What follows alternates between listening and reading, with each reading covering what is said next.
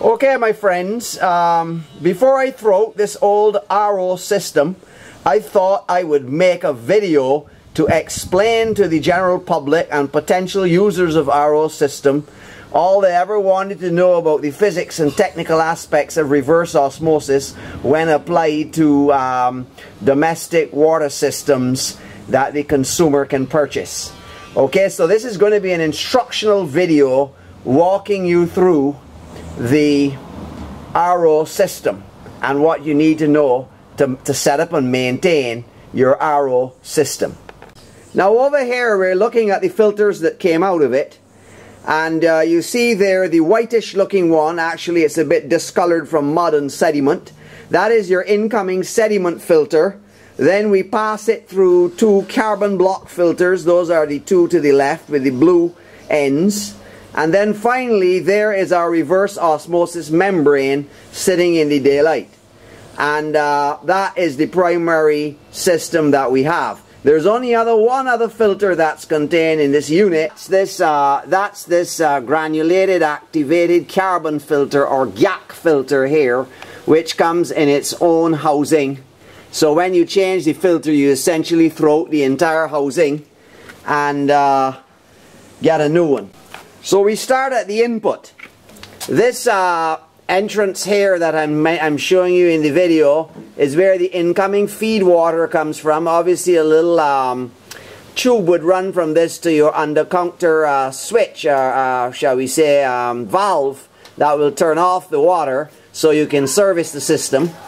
And first of all, the water comes into this clear tank, and this is the tank in which we put the sediment filter, which is the whitish one over there.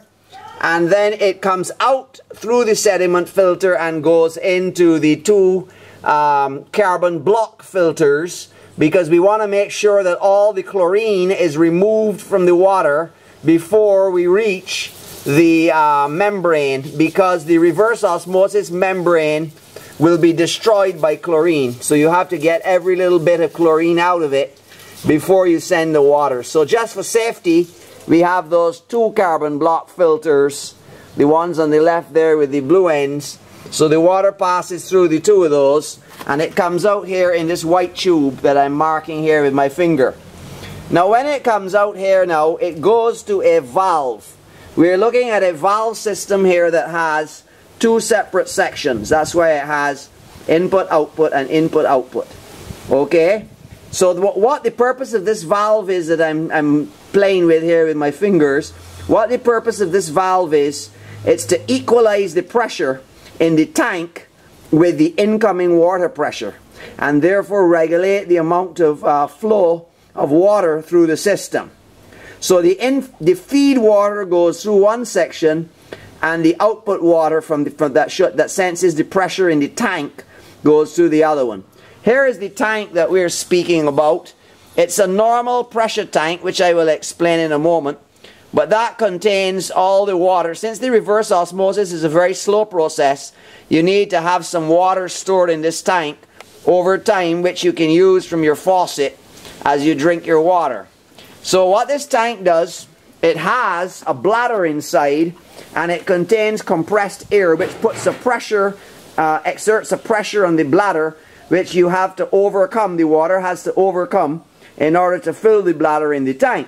So once the system is pressurized and under pressure, ideally the pressure in your tank when it's full will be the same as the pressure that of the input water that you're using.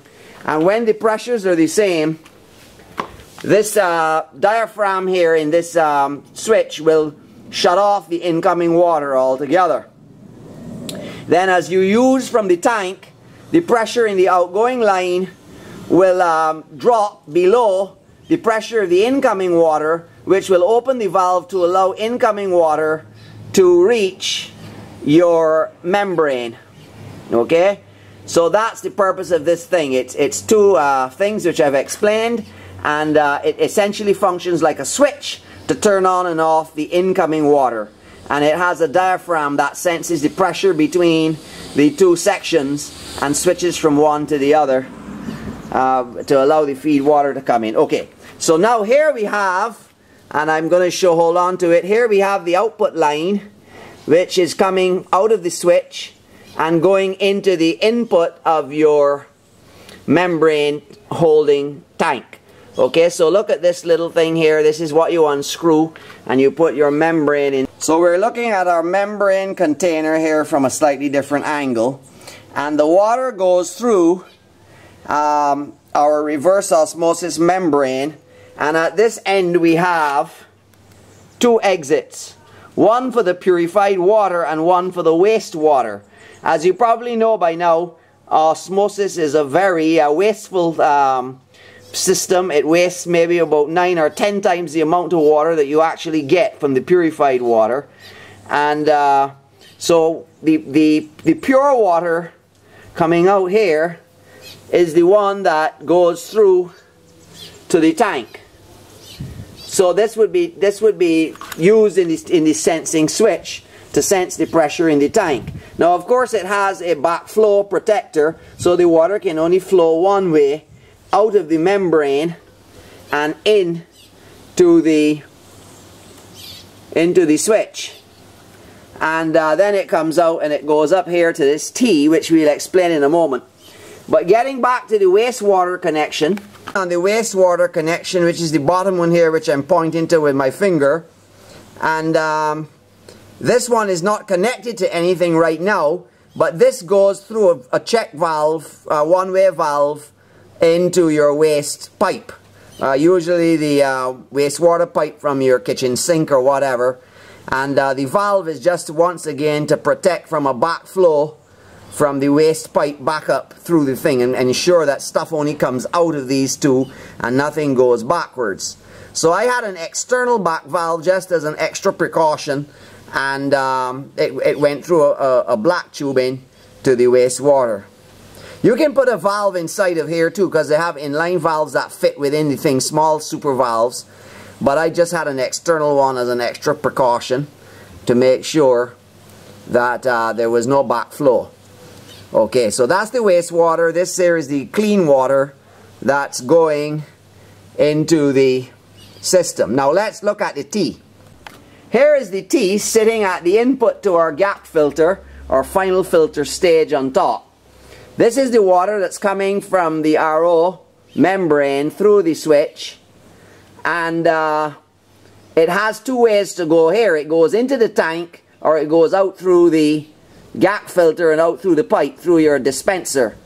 But most of the time it's going to just go straight into the tank. So this orange one carries it straight into the tank, and we have a valve there on the tank so that we can maintain the system, because remember, the water in the tank is under pressure, so you want to turn off that valve as well. Turn off that valve first, then turn off the inlet valve when working on the system. Okay, so normally the water will flow into the tank from the reverse osmosis membrane when it's charging. When you go to drink the water and you open the valve, it will flow out of the tank, because the water coming out of the tank is where the membrane is only coming in drops or driblets, which it takes a long time to recharge the tank if you completely drain the tank. So, but the pressure of the water in the tank will come through here, and it will go into our final gap filter, which gives us taste and odor correction, because the water may be a little foul tasting after it comes through the membrane, so you want to make it taste good. So this is just charcoal. Charcoal is a wonderful thing, and it improves you can buy whatever filter you want, coconut, carbon, or whatever, to improve your water taste. And your tasty water is coming out here, the output, into the blue cable, as you can see, and the blue cable comes down here to your pure water dispenser fitting. As you can see, I have it here unscrewed, and this is all very old stuff because I've had this in use for 10 years. Okay, so this is your tap. You just like open your tap and your water spouts out there into your glass, all nice and fresh. Okay, now we're looking at the RO tank, and as you can see, it's all rusty after 10 years in the tropics. But down here we have sort of like a normal car valve. This is just a protector cap over it, but I can sort of like take that off. It unscrews. I'll just take it off, And you can normally, that just looks like a car tire. Can you see that? Let me see. There, can you see that? That just looks like a car tire thing. So you can actually pump it up, like how you pump up your car tire. But you don't actually want to have too much pressure, too much air pressure in the tank. Typically, it would be no more than 10 pounds. So don't go and put in like what you're doing with your car tire. You should use probably a bicycle pump just to put a few little strokes in it. But I'll tell you this, in 10 years, my tank hasn't leaked. I haven't had to repressurize with the air pressure at all. And I've got sufficient good power off the bladder to actually have a full tank.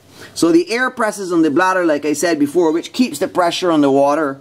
So obviously as you pull out the system, you have to drain it. I've drained the tank right now, drained all the water out of the system before disposal. But I mean, 10 years of good service from an RO system, you can't really complain if there's a little rust on everything. And lastly, I'd like to tell you about this. This is the filter wrench. You might wonder what this little gadget was sitting here. This filter wrench allows you to open and close your filter cartridges for just to it left and right to open and close and change your main filters. Now what about filter? You can buy it at Water Filters online, and I don't have shares in them. You can buy these filters quite cheaply on the internet. Basically, you should change your sediment filter. You have it's a clear thing here. Should be kept in the dark to avoid algae growing. And you should change that whenever it looks discolored. And depending on your input water, that may be, you know, anywhere from 1 month to 6 months, depending on how clean the incoming municipal water is to your machinery. Now, in the case of these carbon block filters, you should probably change at least the incoming one every year, maybe more often depending on how much water you drink out of it. The membrane itself should last for several years. I made my membrane last a long time. In the 10 years I've had this system, I've only changed the membrane 3 times. This is the 3rd membrane that I'm going to show you. But I'm going to talk a little more about the membrane in a minute. The membrane, of course, is the most expensive filter of all, the most expensive component, changeable component in the thing. And your gap filter, even though it's all, you know, nice and plasticky and everything, and you can't change the housing, you just throw the whole thing away, they're not particularly expensive either. So the cost of maintaining this system is not the issue. And in a few minutes I'll tell you a little more about, you know, why I decided to switch away from RO water and you know, sort of throw it out rather than continue along the lines of continuing to drink the RO water all the time. But first, let's take a look at the membrane. Okay, hi, I'm with you once again, and I'm holding up the membrane here to tell you a little bit about it. Now, this membrane, when I last purchased it, was about $50 US, and as I said, it's the most expensive component. Now, the inlet water comes here and goes into those open, you see those open concentric rings? That's the filter media. And that's the input water coming in there. And this seal here prevents it from making contact with this side, because there's a space within the canister on this side as well as on this side. And the two waters have to be kept separate. This is wastewater on this side and incoming water on this side. So the incoming water goes right through there into the media. And the wastewater comes out the other side in these concentric rings. You see how discolored it looks right now? And that's the output water that's coming out there, and it's in this jacket all around. So there's a space, and the thing that stops the input water from the wastewater making contact is this rubber ring here on the mechanism. That comes with it, attached to it. Now we have the 2 O-ring seals here, 2 small O-rings, because your precious filtered water actually comes out through this hole. Okay? So this little hole is where your precious filter water exits from. And that goes in the base of the device to come out here so. So when we put it in, we put it in this way, so that this is at the base here, and this inlet section here is where we screw on the cap of our RO membrane housing. So I think that about does it. These membranes, as I say, are very synthetic now, and they should give you a good long life. But of course, if contaminants get to them, eventually you have to throw them away. This one probably should have been changed long ago. Basically, the other thing you need to get to maintain your system is a Tds meter. If you have a digital Tds meter, they're not very expensive. You can, in fact, measure the dissolved solids in your output water and compare them with the normal tap water to see how you're doing. And if you're not getting a good filtration thing, then it's time to really change your filters. Now, normal readings that you would get from a good RO system would be of the order of at least 20, say 20 parts per million or whatever it is on your digital TDS. But anywhere from 20 to 40 is good. If it climbs up to 60 or more, then it's really time to do something with your membrane and your filters. So you need to know what's going on with that. Now, what else can I tell you about the system? Oh yes, I promised to tell you what was the problem with the RO water and why I replaced it. Just hang on a sec. As you can see, I have a brand spanking new spigot here in my kitchen to dispense my water, and it actually comes from the Carico people. This is their lifetime warranted Carico Nutritech filtration system, and this is the dispenser for that.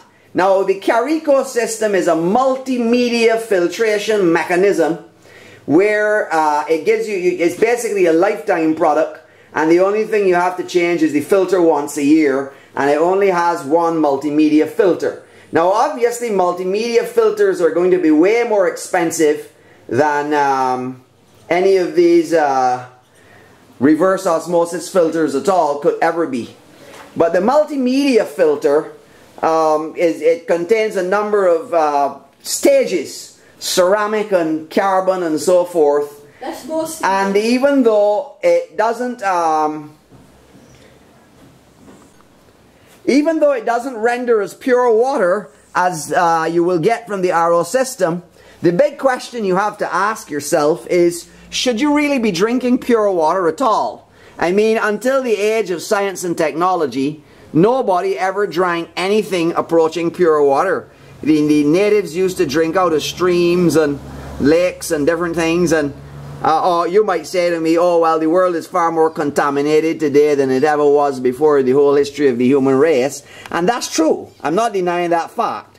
But the thing about it is, when you drink an awfully pure water, you actually risk your health, because water always attracts minerals, and it just eats away calcium from your bones and the vitality of your organs. So basically, it's a great cleanse. It's a great cleanse to cleanse your body of toxins.